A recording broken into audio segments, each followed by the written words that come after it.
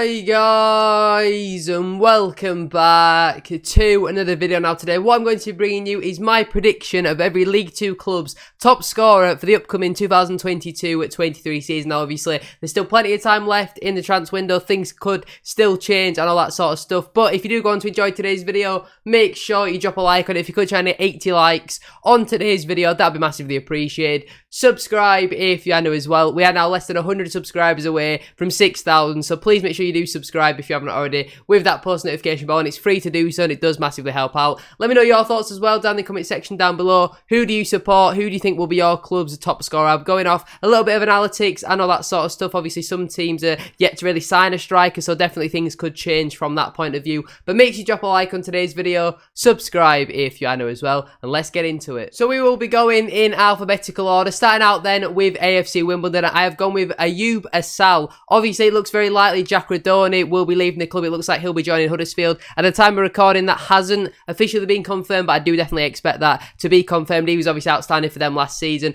Ayoub Assal though still had a decent year last season. He scored 10 goals, and AFC Wimbledon don't really have much in the way of a quality striker in through the door at the moment. So for now, I'm going to predict Ayoub Assal to be AFC Wimbledon's top scorer. Moving on then to Barrow, I have gone with John Rooney. He scored 5 goals in 19 last season for them. I think Gordon and Billy Waters are decent strikers at this level, but I don't really think they'll score many more than 10 goals. I can't see either of them scoring more than 12 in a full League 2 campaign. I think Rooney, since he's come back to the club, has clearly shown his class. I know he's getting on a little bit. I think he's in his 30s now, but I definitely do think, despite the fact he's not an actual striker, if he's fit for a full season, I do think John Rooney will be Barrow's top scorer.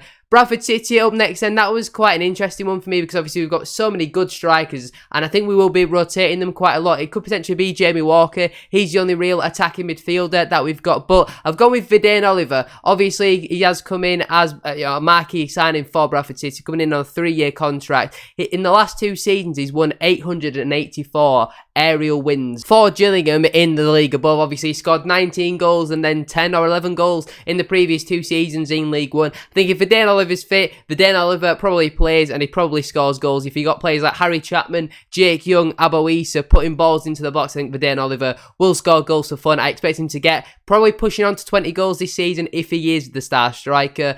Carlisle United up next, and I've gone with Amari Patrick. He scored 9 in 24 last season. I could potentially see Jordan Gibson pushing Amari Patrick, but I've just edged it with Amari Patrick. I think he had a much better goals to minutes ratio than Gibson last season. A lot of Carlisle fans seem to think Ryan Edmondson is a good signing. I'm not so sure, to be honest with you. Very unproven, hasn't had the best loan spells around in the Football League so far. So I'm going to go with Amari Patrick. Carlisle fans, let me know if you disagree down in the comment section down below. Colchester United up next, and I've gone with Freddie Sears. He scored 16 goals in 48 games last season, which I think is very impressive in a poor Colchester team. I think Frank Nouble and John Akinde are okay at this level, but they're definitely not beating Freddie Sears. I think if Freddie Sears is fit for a full season, he's going to get you 15 goals every single season. If he had better service, I think he definitely could push on to get 20, but I think it's pretty much a no-brainer for Colchester that Freddie Sears will be their top scorer. For Crawley Town, I have gone with Kwesi Appiah. Now that might come as a little bit of a surprise, but I personally think Dom Telford will flop at Crawley Town. I've previously given my reasons why. I think if money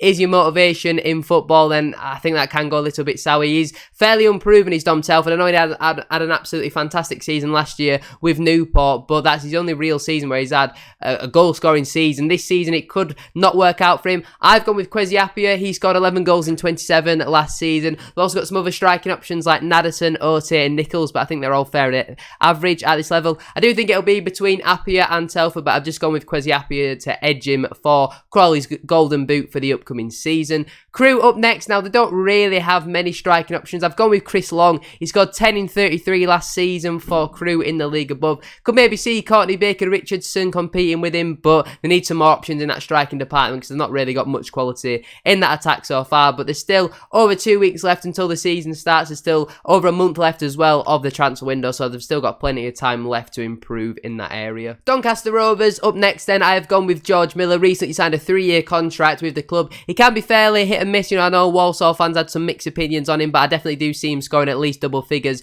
in the upcoming season. He scored 12 in 43 for Walsall in the campaign just gone by. I think he's an okay player at this level. Probably written in the stars that he scores a last-minute winner against my team on the opening day of the season, as he did obviously used to play for us. He was okay for us in League One, but he was nothing special whatsoever. But for Doncaster Rovers, I have gone with George Miller. Gillingham up next then. Now, there wasn't really many options. I've gone with Mikhail Mandron at the time of recording. He's done all right for Crewe last season, obviously, in League One. I think he was previously with Gillingham as well. Losing Verdane Oliver, though, to my team, Bradford, say that is a big loss for Gillingham, but obviously he wanted to come back up north and move closer home to his family. I think at the moment, Mandron is probably Gillingham's favourite to be their top scorer. They have lost, you know, a lot of their attacking quality that they had last season. I know they didn't have much of it, but the few players that they did have, like Verdane Oliver and Danny Lloyd, they have obviously lost them. And for Gillingham, at the moment, I think Mikhail Mandron will be their top scorer. Grimsby Town, I think there's only really one man for the job. I've gone with John McAtee. Obviously, he scored 16 goals in 39 last season for Grimsby. Granted, in the league below, but I think he's more than good enough to be a quality player at League 2 level. If he does stay, though, you know, there is definitely a lot of rumours going around at the moment that he could potentially be leaving the club. Definitely do think Grimsby need another striker. Ryan Taylor, not the greatest at this level, so I do think they need to get in another striker before the end of the window. If John McAtee stays, though, I have no doubt that he'll finish as their top scorer next season. Harrogate Town up next then. There was a couple of players in mind, but I've gone with Luke Armstrong. He scored 13 goals in 47 games last season for Harrogate. I think he recently signed a new 3-year contract with the football club. Jack Diamond, obviously, his loan has expired. He's gone back to Sunderland. That's a massive loss for Harrogate. He scored 14 goals in 41 games for them last season. He was absolutely fantastic. Jack Muldoon is a year older now. He's 33, so I think overall, Luke Armstrong probably will finish as Harrogate's top scorer in the upcoming 22-23 campaign. Hartlepool United up next then. I've gone with Callum Cook, only really because they don't really have many striking options, to be honest with you. I definitely don't think Callum Cook will finish as Hartlepool's top scorer, but they've not really got many options in that attack. I do think Callum Cook is a good signing for Hartlepool. I had a few Hartlepool fans asking about Callum Cook. I think he guarantees assists. He probably will finish as Hartlepool's top assister next season, but they definitely do need to get in some more players in that attacking department before the season starts. I think Molyneux going to Doncaster Rovers, that's a massive loss for Hartlepool, but I think at the moment, Callum Cook probably provides the biggest goal threat, which is not the greatest thing. I definitely do think they need to get a few strikers in. Leighton Orient up next then, I've gone with Aaron Drinan. There was a few options, but he scored 16 goals in 44 last season for the O's. Harry Smith was a little bit of a contender as well, scoring 15 in 44, but I've just gone with Aaron Drinan. I think he slightly edges it. If he stays fit for a full season, I think he could be pushing on for 20 goals this season under Rich Wellens. I backed them to get into the playoffs. If you didn't check out my in-depth dive and squad analysis and where it went wrong for them last season, I did a full video on Leighton Orient the other day, so make sure you go check that out if you haven't already. Mansfield Town up next then. It was kind of a hard one because their goals last season were massively spread amongst their team. There was a lot of players in between that 7 to 12 goals category. I've gone with Rhys Oates, so he scored 12 goals in 45 for Mansfield last season. I believe he finished as their top scorer. Jordan Bowery could potentially finish as their top scorer. He scored 9 in 47, but I know there were a few games where he's playing as a wing back as well as a striker. So I've gone with Rhys Oates. Mansfield fans, if you disagree, let me know down in the comment section down below. Newport County, I have gone with Omar Bogle. Dom Telford is a massive loss. They don't really have much quality in that attack, to be honest with you. Also losing Courtney Baker-Richardson to Crewe Alexandra, I do think that's a bit of a loss for them as well. Omar Bogle, I mean, I personally don't really rate him, but out of all of Newport's attacking options, he probably is their best option. I think he scores around 10 goals at the absolute maximum.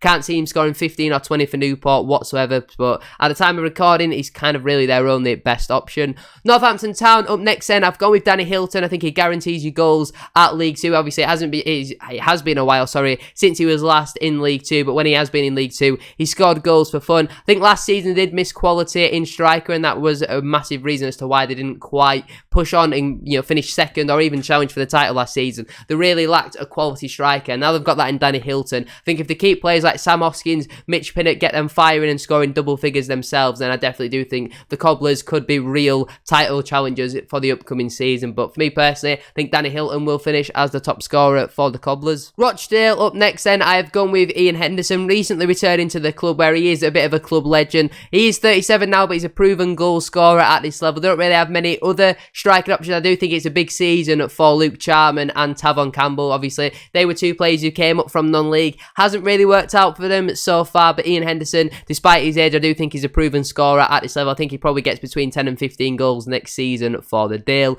Salford was quite a hard one. I've just edged it with Thomas Asante. Scored 11 goals in 40 last season for the Amis. Matt Smith, though, is a quality player at this level, but I think because he's 33, they probably are going to look to manage his minutes a little bit more than Thomas Asante, who's 23. You know, he's 10 years younger. Smith did score 7 goals in 21, though, last season for Salford, which I think is a very good return, but they've got a lot of quality in the wide areas to deliver them balls into the box. So I think either one of them two could edge it for the Golden Boot for Salford, but for me personally, I'm just going to edge it with Thomas Asante. For Stevenage, I have gone with Luke Norris. Scored 15 goals in 47 last season for Stevenage. Was a close option for me. He scored 12 in 42 last season, but Luke Norris just edges it for me. I think Steve Evans is a good manager. He'll get the best out of all his striking options. Danny Rose is a good player, but I don't think he's going to score you more than 10 goals in League 2. I think, you know, he's a good target man. He's a good option to come on off the bench, but I don't think he's much of a goal scorer, to be honest with you. And that's why I think Luke Norris will finish as Stevenage top scorer. Stockport County up next, and now there's a couple options, but really it was only going to be Paddy Madden. Scored 24 goals in 46 last season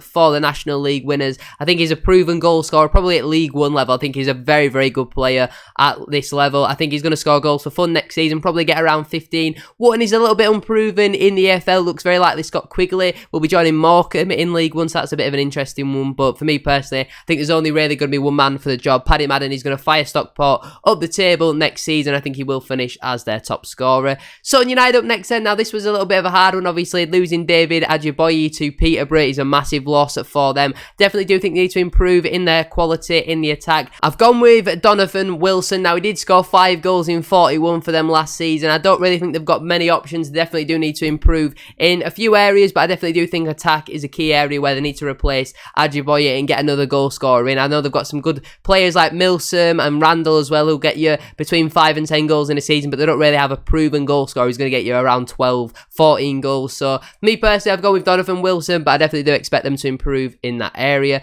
For Swindon Town, I've gone with Harry McCurdy. There wasn't really many options with Jack Payne still not signing a new contract. If he doesn't, I think that'll be a massive loss. But obviously, McCurdy last season scored 23 goals in 41 appearances. He's got nearly double figures in assists as well. It's an absolutely fantastic season for Harry McCurdy. Whether you like him or not, he's a proven goal scorer at this level. I think next season it'll be a very similar outcome for him, and I think he will score goals for fun for Swindon. Tranmere Rovers, I've gone with Kane Hemmings. He scored 8 goals in 22 last season. Nevitt was a close option, but he scored 8 goals in 43, so he scored the same amount of goals in nearly double the amount of games. Definitely do think they need more quality in attack, but obviously Mickey Mellon likes his sides to be more defensively strong, which means that obviously it don't score as many goals, but Kane Hemmings for me, I think, will become Tranmere Rovers' top scorer for the upcoming season. And finally, for Walsall, I have gone with Connor Wilkinson. Obviously, George Miller finishes their top scorer last season, but Connor Wilkinson, I think he finished second. He scored 10 goals in 35. He's a handful at this level because of his height. I do think Flynn Clark, though,